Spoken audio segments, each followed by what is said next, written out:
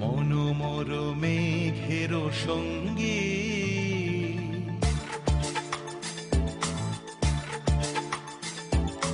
মনোমর মেঘের সঙ্গী উড়ে চলে দিক দিগন্তের পানে নিঃসীম শূন্যে শ্রাবণ বর্ষণ